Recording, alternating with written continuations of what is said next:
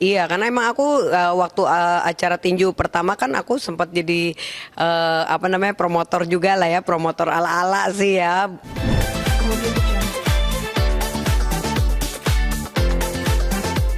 Ya, update-nya kemarin Lebaran, 1 hari sebelum Lebaran tante aku meninggal. Jadi pas Lebaran berduka cita, terus akhirnya aku sakit flu berat sampai 5 hari nggak keluar rumah. Akhirnya sekarang masih sakit juga sih, masih nggak enak, tapi agak mendingan. Terus akhirnya karena udah deadline, aku harus olahraga. Tadi habis pulang nge-gym lumayan dapat 2 jam. Terus ini sekarang lagi persiapan buat latihan tinju karena aku harus prepare nanti mau tanding di salah satu kafe terbesar di Jakarta buat tanggal 12 Juni gitu. Nah, ini persiapannya nanti dilatih sama senior-senior nih, pelatih petinju. Mm-mm. Kalau pengalaman pertama buat tinju sih iya, apalagi kan ini benar-benar tanding. Kebenaran tanding lawannya juga seseorang yang aku lagi kesel banget gitu ya. Jadi alhamdulillah dapat kesempatan. Tapi kita tuh bertandingnya di sini positif ya. Karena kan memang di sini memang untuk memajukan tinju Indonesia juga. Jadi bukan tinju-tinju yang nggak jelas gitu atau tinju di jalanan enggak. Jadi memang di sini tinju dengan hal yang positif dan untuk memajukan pertinjuan di Indonesia juga gitu.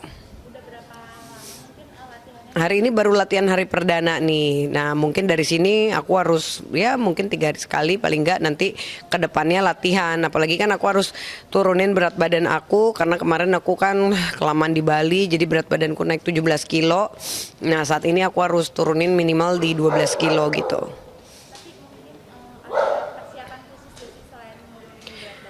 Persiapan khususnya ya sekarang kan lagi pakai dokter untuk nurunin berat badan, dokter Casey. Terus persiapannya apalagi ya, pastinya ya hardcore lagi buat olahraga, jaga pola makannya. Apalagi aku lagi banyak sidang juga, lagi banyak ngurusin kasus. Ya mau nggak mau harus bagi-bagi waktunya harus lumayan deh nih. Makanya kayak kemarin kecapean akhirnya sampai sekarang cukup lama juga udah 5 hari lebih nggak sembuh-sembuh gitu flu-nya. Iya, karena emang aku waktu acara tinju pertama kan aku sempat jadi apa namanya promotor juga lah ya, promotor ala-ala sih ya. Waktu Vicky Prasetyo sama Aldi Taher gitu kan tanding gitu. Jadi memang di situ aku sempat menantang, tapi pada saat itu aku nantangnya itu kalau diadain tinju Indonesia nih yang untuk selebriti untuk perempuan aku tantang Nikita Mirzani. Tapi ternyata pas akhirnya itu terwujud ternyata Nikita malah lawannya lawan Dinar Candy gitu. Jadi aku oh ya sudah kalau gitu berarti aku yang minta aku lawan Irma aja deh. Kebenaran ada aku kesel kasus penjambretan. Terus akhirnya aku bilang ya udah gimana kalau aku lawan Irma. Terus alhamdulillah diokein ya udah. Mulai deh kita sekarang tanding gitu persiapan. Ya. Iya sih, nanti kan katanya pakai ini ya, pakai pengaman juga untuk di kepala. Iya, pokoknya sih berdoa jangan sampai kena hidungnya, karena kan nggak diasuransi juga, Bo. Nggak tahu tuh kalau ikan mujair yang ada ngincer hidung gue gitu ya. Tapi berdoa aja deh, pokoknya aku sih sebisa mungkin ya mudah-mudahan nggak pada main curang lah ya. Aku juga nggak mungkin lah, mungkin kalaupun pukul bagian kepala juga ya jangan sampai bagian tengahnya, paling nggak mungkin kepala bagian samping gitu loh, jangan sampai depan muka gitu. Heeh. Mm-mm. Tadinya mau dekat tapi sekarang nggak jadi. Jadi cancel karena ya kemarin itu ada dia bikin aku kecewa aja.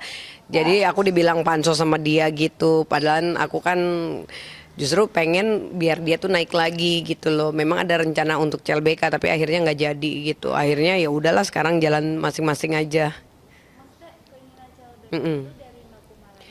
Dari Galinya juga sih, dari Galinya sih yang ngajakin CLBK.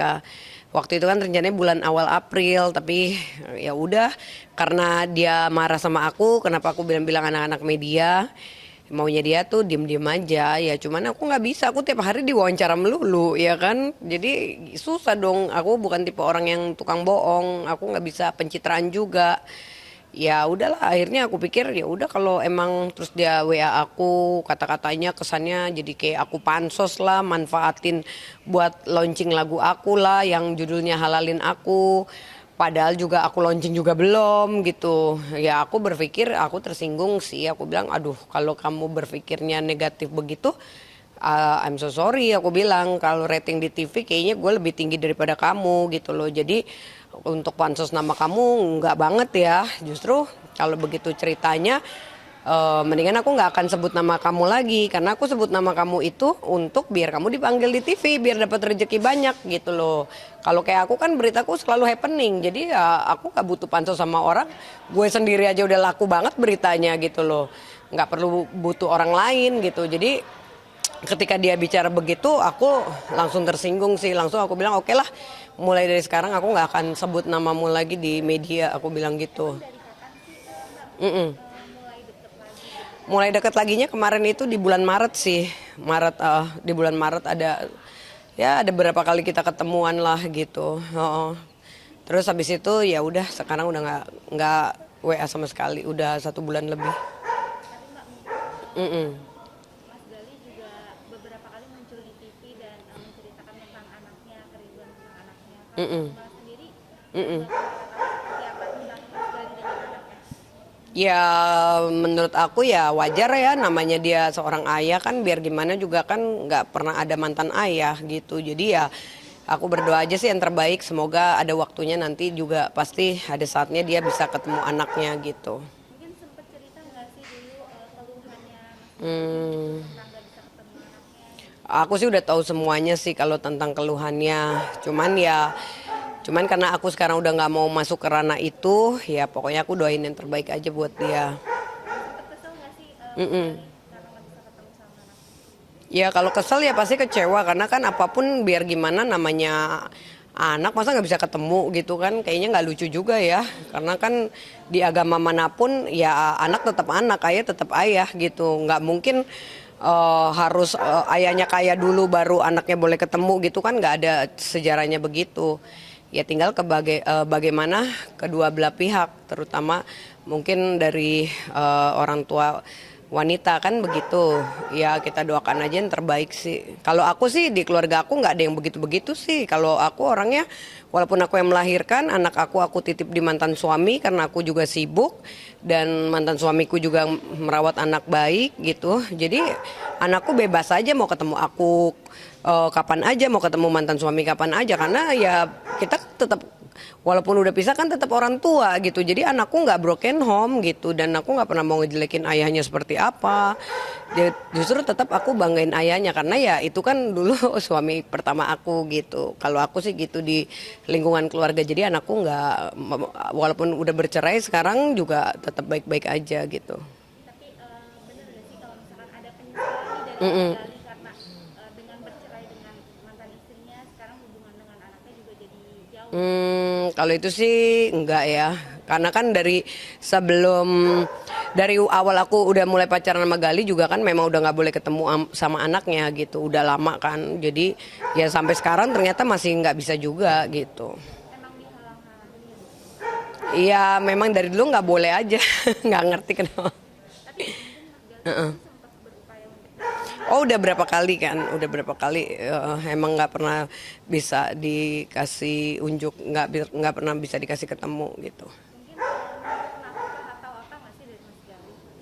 Dari Eh, sempat ada sih ya, dulu 2016 aku juga sempat jadi kuasa hukumnya Gali juga dulu kan. Dulu aku sempat bersiteru sama Bang Hotman juga gara-gara kasus itu. Tapi kita sekarang udah baikan lagi kok sama Bang Hotman. Jadi ya dulu sempat kayak gitulah. Tapi kalau sekarang aku udah nggak mau bahas karena bukan ranah aku lagi ya. Jadi nanti dibilang pansos, jadi aku males. Heeh. soal Mas Gali, Mm-mm. kan sekarang anaknya mulai viral dan banyak dikenal orang gitu dan pintar juga. Mungkin karena hal itu nggak sih dia tergerak sekarang untuk menghubungin anaknya gitu, kangen sama anaknya? Aku nggak tahu deh, soalnya aku udah nggak pernah ngikutin berita dia lagi karena apa ya, aku sakit hati kan dibilangin aku pansos, jadi kayak kayak gimana gitu, kayak aku ngerasa wow, perasaan berita gue gitu ya. Jadi kayak aku nggak pernah tahu lagi sekarang berita dia gimana. Mm-mm. Tapi kalau dulu gitu Mbak mungkin Mm-mm. emang dari dulu suka kangen sama ibunya nggak sih anaknya? Ya kalau kangen iya, karena dia deket banget kok dari dulu. Dari kecil banget juga sampai sekolah juga kan Gali yang sangat deket sama anaknya gitu. Sedikit nih mengenai Mm-mm. Bang Hotman. Mm-mm. Gimana sih kalau menurut Mbak Kumala Mm-mm. kasus Bang Hotman sama mantan istrinya? Oh, oke. Ah, ah. Nah, oke, kalau untuk Bang Hotman sama ya, jadi memang aku juga di Instagram aku juga agak keras menyuarakan ya.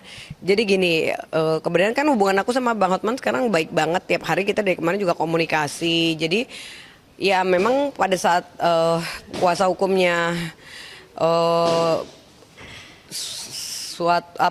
kuasa hukumnya Iklima itu preskon, memang kan tidak dijelaskan pelecehannya berbentuknya seperti apa, cuman dibilang kan katanya di dalam mobil ya kan, sempat ditampar ya kan, tapi kalau sempat ditampar dan besok-besok masih ketemu lagi ya kan, masih kirim foto-foto seksi gitu, menurut aku sih bukan pelecehan, tuh namanya kedemenan. Karena kalau orang pelecehan udah pasti nggak ketemu lagi, udah pasti langsung visum rumah sakit ya kan, udah pasti langsung lapor polisi kalau ada hasil visumnya ya kan, udah pasti rame saat itu juga gitu kan. Tapi kalau sampai ketemu lagi berhari-hari, foto-foto mesranya masih ada, kirim-kiriman video atau foto-foto mesra dari chat gitu ya, berarti kan ceweknya juga seneng. Nah kalau ceweknya seneng kan gimana bentuk pelecehannya gitu loh. Karena yang namanya pelecehan itu terjadi kalau memang terpaksa ya kan, atau tidak dikehendaki. Tapi kalau sama-sama mengkehendaki ya nggak pelecehan gitu loh. Jadi aku memang dari sisi itu aku agak masih bertanya gitu loh, di mana sih sisi pelecehannya, apa cuman mau pansos atau bagaimana gitu. Tapi yang Mbak Kumala tahu Mm-mm. apakah memang terjadi hal seperti itu? Kalau yang aku tahu sih nggak seperti itu, cerita yang aku tahu loh ya gitu. Karena kan aku juga dengar dari Bang Hotman juga, dan aku juga kan sempat bertanya langsung kepada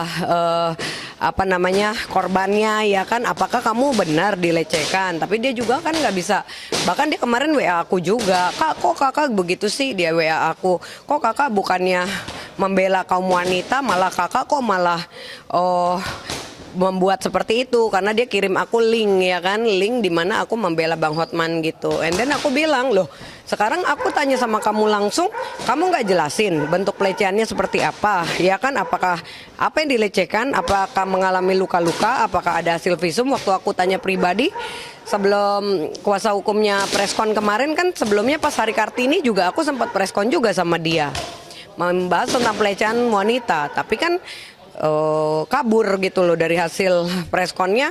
Yang dia utarakan, yang dia ceritakan malah dia dilecehkan oleh ayah tirinya. Tapi kan tagline-nya katanya dia dilecehkan sama Bang Hotman. Nah tapi ketika preskon sama kuasa hukumnya dibilang katanya dilecehkan Bang Hotman, tapi di mobil ada yang ditampar, ada yang verbal, ada yang ini itu. Tapi kan buktinya juga ya belum diunjukin ya, masih katanya nanti gitu. Yang penting buktinya ada. Jadi aku bilang sama dia, kenapa memang kalau aku membela Bang Hotman emang nggak boleh, aku bilang kayak gitu. Ya enggak dong kak, kalau kakak caranya kayak gitu nanti banyak korban dong yang nggak berani bicara. Aku bilang, loh kalau mau bicara bicara aja, kamu aja kan nggak bicara.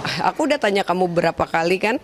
Sampai akhirnya nggak lama Bang Rasman ikut WA aku juga, kamu kok begitu sih katanya sama klien saya. And then aku bilang, Bang sebelum abang kena klien abang itu gue udah kenal duluan, aku tuh udah tanya ya kan, dan dia juga ngomongnya nggak pada poinnya, cuman dibilang pelecehan.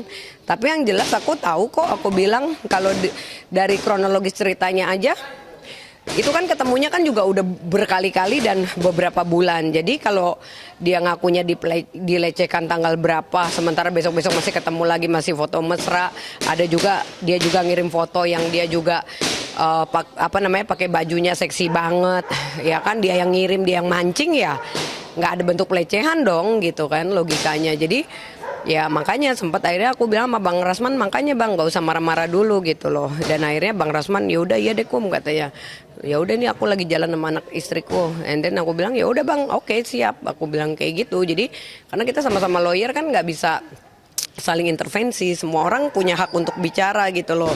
Makanya kalau aku sih kita lihat aja kasusnya seperti apa, tapi kalau aku sih agak menyangsikan ya gitu dengan apa namanya, dengan dia bilang dilecehkan gitu loh. Tapi Mm-mm. sendiri secara personal menyangka maksudnya percaya nggak sih kalau Bang Hotman tuh melakukan pelecehan seksual terhadap Kalau itu kan kembali lagi ya, kalau aku karena tidak ada di TKP pada saat kejadian kan aku nggak bisa memvonis orang gitu kan, apalagi hubungan aku juga sama Bang Hotman juga sekarang baik, komunikasi terus gitu. Jadi kembali lagi mau siapapun korbannya ya kan, mau itu korban dari Bang Hotman atau korban-korban dari pengacara pun yang lain ataupun korban dari orang biasa sekalipun, intinya ketika seseorang dilecehkan itu harus langsung cepat ya kan, apa namanya, melapor kepada pihak kepolisian, terus ke rumah sakit datang untuk divisum gitu kan, karena hasil visum itulah yang menentukan memang adanya kekerasan atau pelecehan gitu loh. Kalau nggak divisum gimana kita mau tahu ya kan, cuman ngaku-ngaku aja kan bisa aja, karena kan untuk kita ketika dilecehkan kan harus ada buktinya gitu kan, ada alat bukti ya kan berupa visum ya kan, terus ada saksi juga nggak yang melihat pada saat kejadian dilecehkan, dan minimal visum juga itu yang paling penting gitu. Nah kalau visumnya nggak ada, terus nggak ada juga yang lihat gimana, cuman dari cerita satu pihak juga untuk membuktikannya kan juga susah. Bisa aja aku ngaku-ngaku aku dilecehin si A gitu, palan akunya juga yang kedoyanan gitu kan. Tapi untuk pansos ya udahlah gua ngaku-ngaku, karena orang itu bisa kita nilai kalau ketika ceritanya itu berubah-ubah atau melebar kemana-mana, berarti kan ada sesuatu kebohongan. Tapi kalau memang dia dari awal ceritanya A sampai detail sampai B, terus setiap dia bicara di media ini media itu, ranahnya itu aja, dan emang langsung poin ya, langsung jelas nih dikeluarin semua gitu, bukti-buktinya kan enak gitu, nggak cuman bikin heboh aja tapi fakta-faktanya masih diumpetin melulu gitu. kalau Mbak Kumala lihat ini hanya pansos saja ya dari Kalau aku sih agak menduga ya, aku agak menduga kayaknya menyangsikan untuk sampai benar-benar dia, kalau dibilang dia korban pelecehan, aku masih agak menduga keras sih sepertinya tidak.